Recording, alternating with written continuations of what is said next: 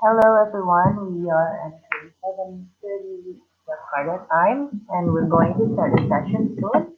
We have all our moderators and our speakers here today. So welcome to our 19th episode. Thank you for joining us, and before we begin the show, please allow me to introduce you to our amazing partners. So Founders Diary is supported by AWS. I know that most of everyone here must know about AWS already. And then we are also supported by Uptown Service Office. They are located in Plaza Mutiara, Mega Kuningan. They provide business solutions for corporate and individual who needs private office, co-working space, meeting rooms, event space, and virtual office. We are also supported by Payroll Boss, which is a cloud-based human resource information system, a software or apps that simplifies HR administrative tasks. We are also supported by MIKTI. They are Indonesia Digital Creative Industry Community. MIKTI itself is a non-profit organization, function as a gathering place for all people who pay attention to the development of digital creative industries in Indonesia. And we are also supported by Business Park. For everyone who hasn't muted themselves, can we mute themselves first? Thank you. Okay, I was about to share with you about Amicom Business Park. Amicom Business Park is an incubator, university incubator based in Yogyakarta. They are one of the, so they mentioned that they are one of the coolest ecosystem builder in Yogyakarta. And we are also supported by Taka, which is an online learning application that provides two-way learning interaction between the students and the teachers via text messages and video conference call. Aside than providing language learning, Chakap is also having its own education as a service feature for education institutional and government. They are also live at Google Play and App Store. And today we're actually also live at Startup Upskill, so that for everyone who's each of the audience here, if you have any Startup app in your app, you can also see us in Startup app. Last but not least, we are also supported by M-Target, which is the first marketing automation tool in Indonesia. We help business to become more personal with their customers. Um, from gathering lead generation to customer retention, it can be completed on a simple and easy to use M-Target platform. M-Target products are designed to optimize marketing activities by seeking an economic side compared to conventional methods. So we're also using M-Target to send our thank you and follow-up emails. So yeah, I think that's all from me about our partners. If you're interested in any of them, you can check out their website. So without any further ado, I'd like to welcome our moderators and our speakers. So to the moderators, over to you. Thank you, Natasha. So, welcome everyone. Today is our 19th episode, and today we're going to talk about renewable energy, technology for renewable energy, and sustainable development. For those of you who are new to this Founders Diary series, the reason why we have this webinar series is because we understand that building a company can be a lonely journey. While there are definitely joys of entrepreneurship, there are also significant challenges. In our Founders Diary series, we ask founders about what their days look like and reflect on what they discovered during the process. So today I'm going to moderate this webinar with my twin brother, Ardi Setiadharma. We co-founded our company back in 2008. We started as a construction in telecommunication, and now we've invested in more than 40 companies in technology spaces in Indonesia. So today I would like to introduce you to the amazing speakers. The first one is Edwin Wijonarko, PhD, Director of Technology of Xurya. Xurya is an Indonesian renewable energy startup pioneering the zero down method of switching to solar for a brighter and cleaner future of Indonesia. We believe that saving the earth should also save you money, not cost you more. Welcome, Edwin. Should I call you Dr. Edwin because of your PhD? You can just call me Edwin. Hello, everyone. Good to see you. And the second speaker is Emir Nurov, CEO of Resync. Resync is an intelligent machine learning and data analytics driven energy and efficiency. Data analytics driven energy efficiency solutions provider for smart buildings and IoT devices. So welcome, Emir. Yeah, hi. Good evening, everyone. Hi, Emir. So I'd like to allow both of you to introduce a little bit of yourself and maybe a little bit about the startup that you founded. So let me start with you, Emir. Yeah, sure. Thanks a lot for having me for the webinar, and hope everyone can see me. Yeah. So my name is Emir. I'm one of the co-founders of Resync. I co-founded Resync together with Dr. Jayanti Kasoni back in 2017. My background is from energy. I studied electronics and computer engineering. And what we do at Resync, we ensure that enterprises are using the latest cutting technology in order to optimize their energy efficiency. So when we were starting Resync, we decided to collate two different worlds, which is renewable energy, which is mainly coming from the solar, wind energy, and batteries, together with the digital revolution, which is coming from machine learning, AI integration. And that was the main goal and mission for us. And we started the company from the incubator called Entrepreneur First. It's a London-based accelerator. By the way, we are based in Singapore. The entire team is based in Singapore, and we're operating out of Singapore, but we're serving Asia Pacific market, and we have some clients worldwide, which are in the Middle East and Russia. A bit about our solution. So what we do, we mainly provide energy management solutions. We started with renewable energy sources like solar, wind energy, and then we added slowly and expanded our domains towards a smart building solution. We got Prasetia as one of the investors, which is very strategic investors for us as well, and help us to expand to Indonesian markets. So together with Prasetia, we're exploring telecom tower communication industry in Indonesia, which is huge. And then we slowly added EV and mobility, which is basically we did a pilot run with Nissan in Norway. We tested our solution, we made a proof of concept. And the last one, what we did, because, you know, in especially in Asia Pacific and Southeast Asia, there is a lot of islands. For example, Indonesia and Philippines have thousands of islands. So what we did, we helped the people on those islands to ensure that they have the electrification. So if they would like to go with solar and replace their diesel generators or with batteries or the solar energy, we help them to synchronize all their energy assets and run them in an optimal way. So they have the lowest electricity prices, at the same time, the lowest carbon emission. So this is just briefly about what we do at Resync. Thank you, Emir. Yep. How about you, Edwin?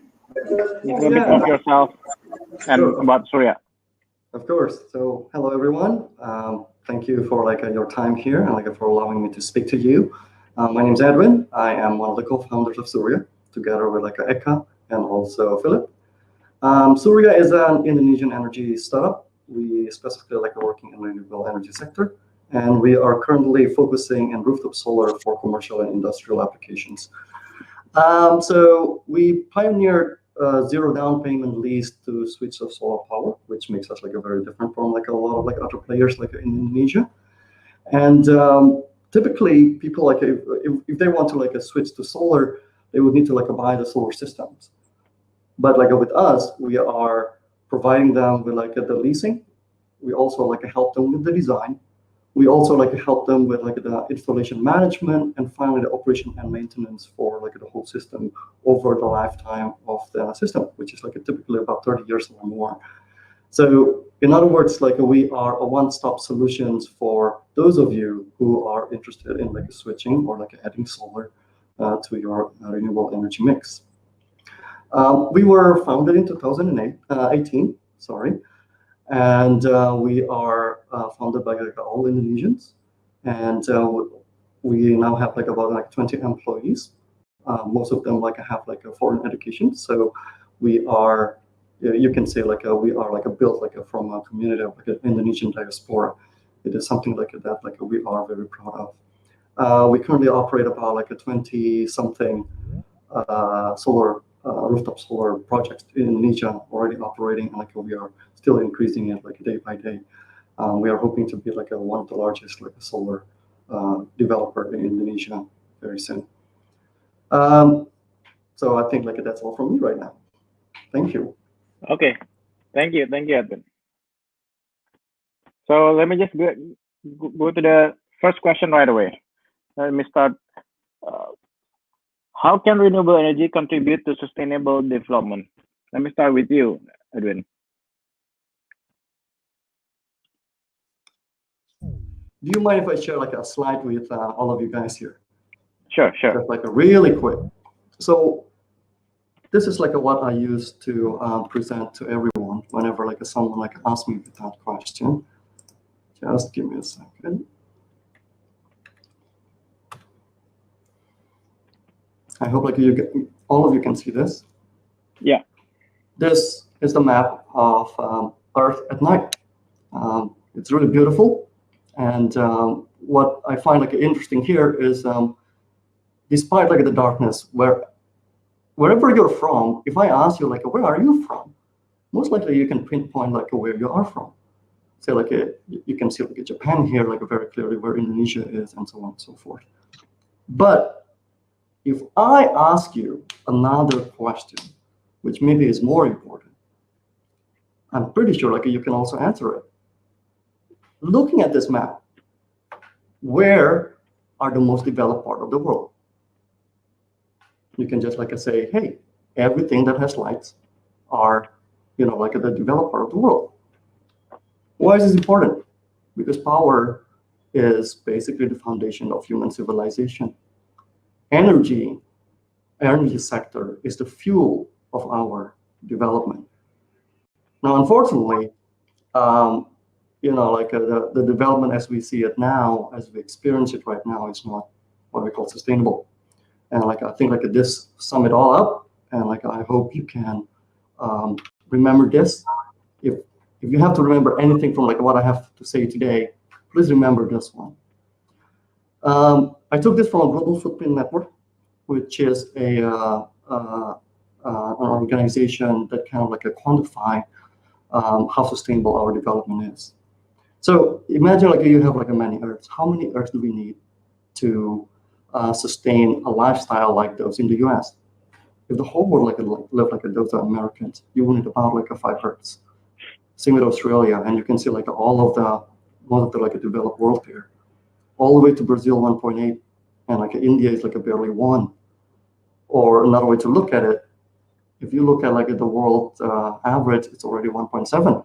So in other words, if we continue to live like this, it is not sustainable. Now, back to my first point, power is the foundation of like our development. So renewable energy is a key parameter, a key component in like a sustainable development. We need power to develop. We need power to sustain like our lifestyle right now. We just need to do it like more sustainably through renewable energy. So I think like that's my take on it. It is very important. So your take is that right now, with the current growth of the population, you would need more space and more Earth, I guess. Definitely. But then to have more sustainable, then your take is renewable energy is the way to go. It is definitely the way to go. We have to stop like using the traditional power generators or like limited. We have limited resources.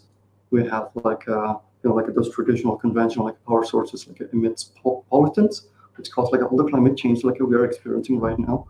Crazy rains, hurricanes. Did you hear about like the forest fire in Australia, or like the forest fire like in the west coast of the United States right now, which, by the way, it's really crazy.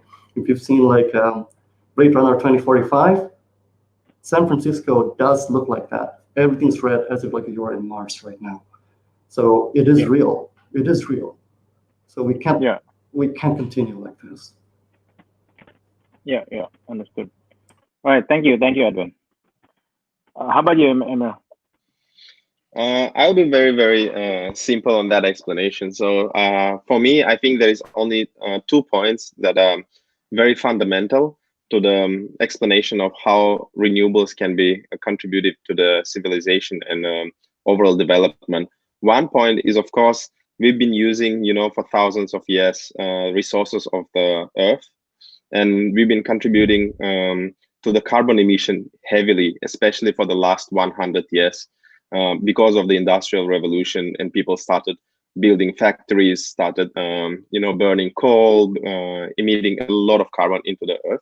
So if you can go on YouTube and check a lot of videos where the North Pole, how the ices on the North Pole and how they disappear slowly year by year, and how it affects the global warming, as was mentioned by Edwin. There's places where there was no snows for 1,000 years, and then suddenly they're snowing, and the places where there was no fire, suddenly, forests are on fire, and etc. So we have to be very careful about how we use and how we utilize the resources from the earth in order to keep the balance, because it's always about the balance. It doesn't matter, be it your work, be it your social life, be it how we use energy and how others using energy.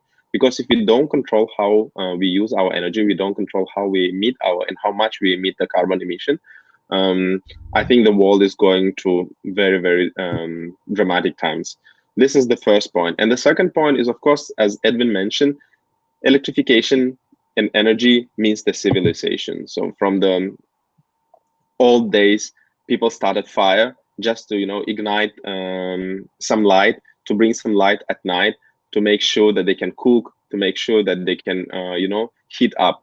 So when the years passed up, now we use fire to generate the energy, and that energy is used to charge our phones, to charge our TVs, and etc., and do a lot of different things. So basically, with the energy, the entire human nation is going through transformation. It enables us to do a lot of different things.